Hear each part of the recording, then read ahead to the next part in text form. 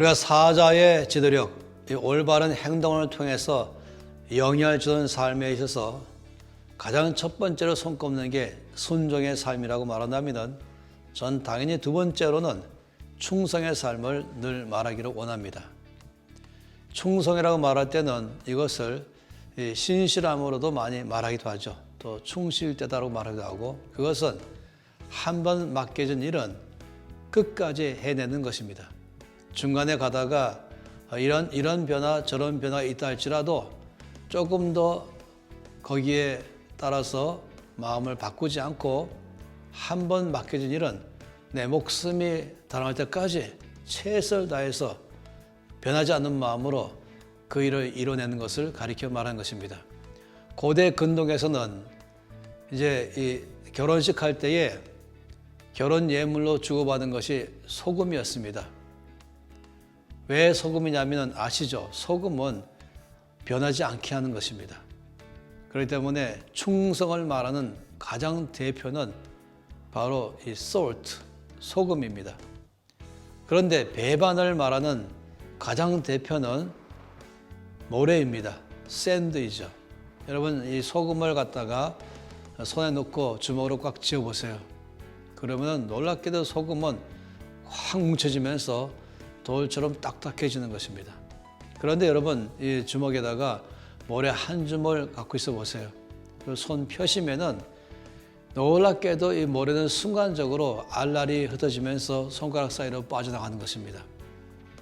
그래서 충성 말할 때는 소금을 말하고 배반을 말할 때는 모래를 말하는 것이에요.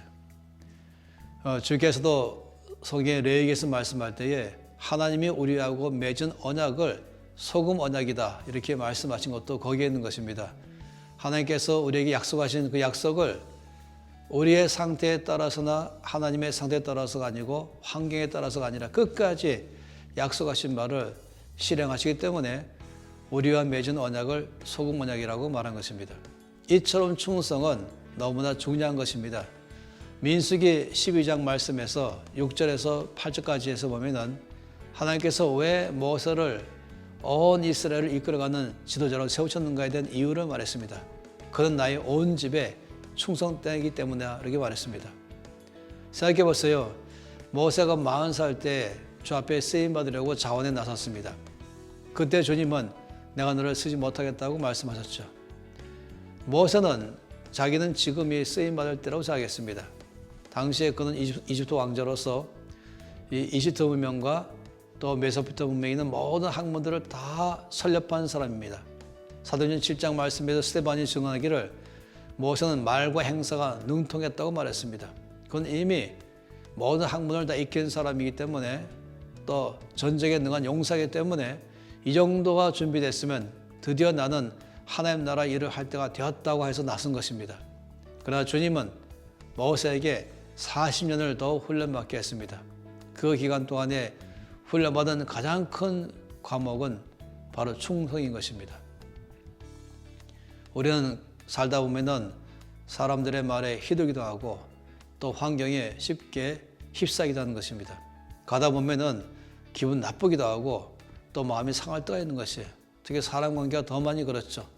또 하다 보면은 환경적으로 너무 어려울 때가 있는 것입니다. 또 가다 보면은 여러 가지 어려움들이 봉착하는 것이죠. 그럴 때는 우리가 일을 그만두려고 할 때가 많이 있습니다. 포기해버리죠. 우리를 포기하게 만드는 가장 큰 것이 어떤 경우는 재정일 수도 있겠고 또 환난일 수도 있겠지만은 제가 이때까지 늘 겪은 바에는 함께 있는 사람들, 이들보다 받는 상처 이런 것 때문에 너무나 마음이 상해서 세상적으로 말하면 집어치겠다 뭐 이렇게 말하기 참 쉽습니다. 그러나 충성은 그렇지 않습니다.